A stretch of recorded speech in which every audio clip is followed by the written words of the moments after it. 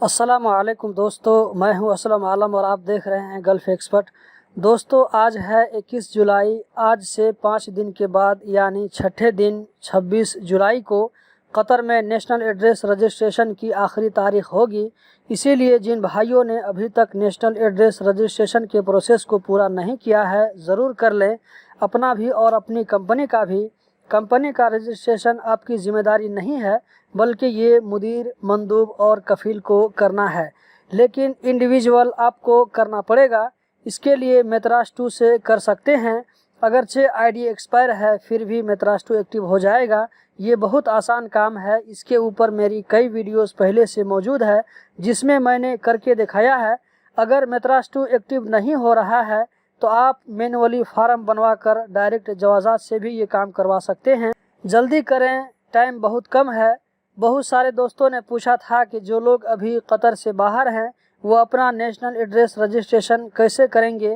اگر آپ کی فیملی ابھی قطر سے باہر ہے، کورونا سچویشن کی وجہ سے قطر نہیں آ پا رہی ہے، تو آپ ان کی طرف سے فارم بنوا کر جوازات میں جا کر یہ کام کروا سکتے ہیں۔ کیونکہ 2-4 دن پہلے ایک آدمی ایسا ملا جس کے موبائل میں میسج آیا کہ اپنی فیملی کی طرف سے جوازات میں جا کر یہ کام کر سکتے ہیں۔ اب جو ورکر اس وقت قطر سے باہر ہے، اگر ان کا میتراس 2 پہلے سے بنا ہوا ہے تو وہ اپنے دوستوں سے قطر میں ایکوموڈیشن ایڈریس پوچھ کر یہ کام کر سکتا ہے۔ اسی طرح اگر اس کا اسمارٹ آئی ڈی کارڈ بنا ہوا ہے تو اسمارٹ آئی ڈی کارڈ کو بھی MOI ای سروس میں لاگ ان کر کے یہ کام کر سکتے ہیں۔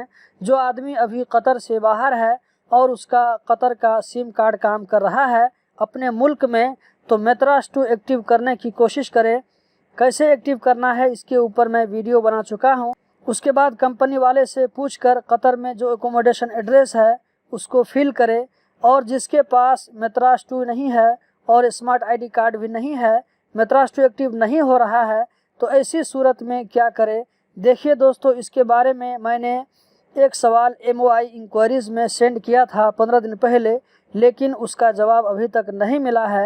فیس بک میں قطر اردو نیوز کا ایک پیج ہے، اس نے قطر کے انگریزی نیوز پیپر پیننسولا کے حوالے سے لکھا ہے کہ جو لوگ کورونا کی وجہ سے ابھی قطر سے باہر ہے تو ایسے لوگوں کو چھوٹ دی جائے گی، ان کو مہلت دی جائے گی۔ آپ اسکرین پر خود بھی دیکھ سکتے ہیں۔ تو دوستو یہی تھی آج کی ویڈیو، امید کرتا ہوں ضرور پسند آئی ہوگی۔ اسی طرح کی انفارمیٹیو ویڈیو دیکھتے رہنے کے لیے چینل کو سبسکرائب کریں۔ ویڈیو دیکھنے کا بہت بہت شکریہ۔